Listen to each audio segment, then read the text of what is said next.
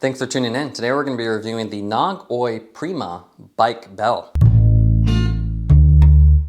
Knog's Oi bells were introduced to the market in around 2016 and were kind of a revolutionary bike bell that created a really compact form factor with a nice loud sound. New for 2025 is their Oi Prima, which improves a lot of the downsides of the original Oi light with a more compact design and hidden spring that should improve the sound as well as the durability of them. Packaging wise, you can see very simple, nice cardboard box, so eco-friendly. The bell is actually just right here in the center and zip tied down. And then you can see we have the 80 decibels printed right on here with a little fabric and then a little cutout on the back that shows you some of the features and then how you actually open it. So I'll go ahead and open up the bell by pushing down on this little holder. And then that'll reveal the two zip ties. So as far as specs, this retails for $32.99. The big change here is their WAVETEK technology, which is a new hammer design for improved tone and again durability, so it shouldn't wear out the spring over time. You get 80 plus decibel, so it should max out around 75 dB, so nice and loud. And you get their iconic low profile design, so it really hugs your handlebars. You also have some CNC machining with laser details, so laser engraved logo on here, nice ergonomic trigger. And then they even have a cable pass-through that'll let you route some of the cables right through it instead of getting in the way. As far as what comes with it, you basically just get a hex wrench and the bell itself. Now let's take a look at the weight of the bell. So the bell by itself, and we have the size small here, is only 19 grams. Visually, the Knog Oi Prima retains the distinctive low-profile design that the Oi bells are known for, but just improves it.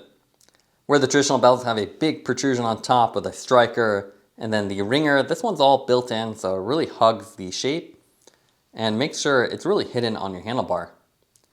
There are two size variations with this one. You have a small size, which is what we have here. It's designed for 22.2 millimeter diameter bars. And then you have a larger one that's designed for everything from 23.8 all the way up to 31.8 with some shims included. There's also two color finishes. There's a black and then a silver version, which is a little bit more gray. This one, it's all black, so it really should blend in on your handlebars. And you can see very distinctive design details. Knog with this one is taking inspiration from a turbine or jet engine inlet. So you can see you have these curved side edges, which give it a nice smooth appearance.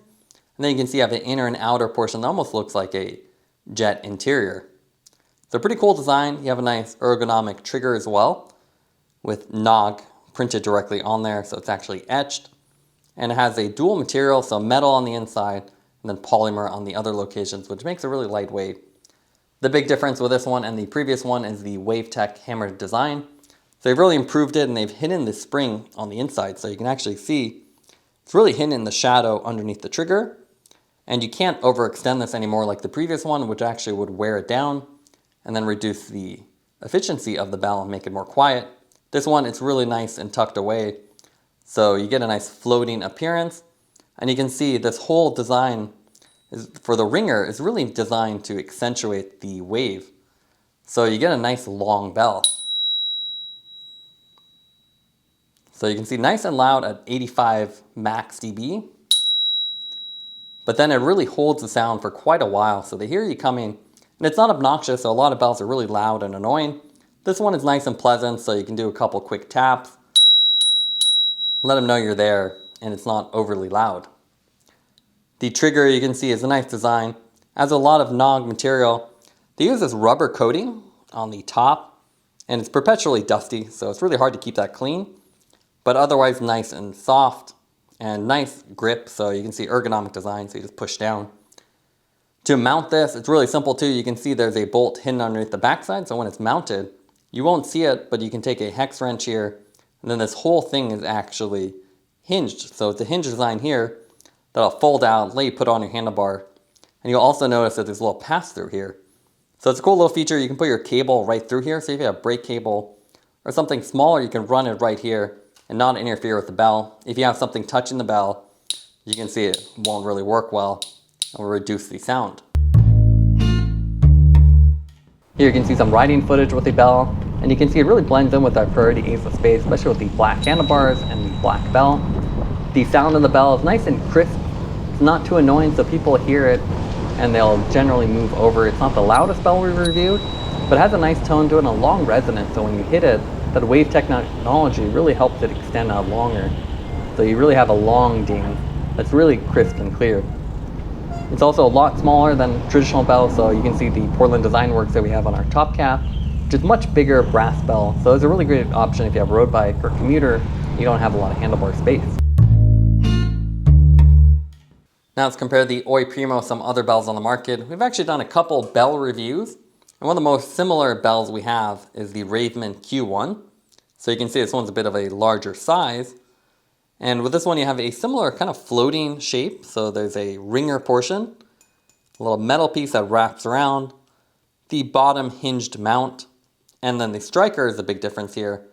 So with the Oi you can see it's a lot sleeker with this big handle. You can see you have to hold the inside.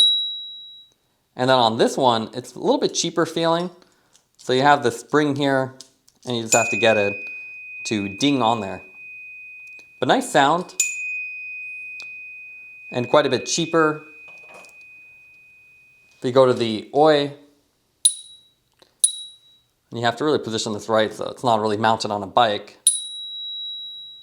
You can see, you get a nice long ding that really accentuates it. But I would say they're similar, it's just that the Ravemen is just a little bit chunkier, while the Oi is a little bit sleeker.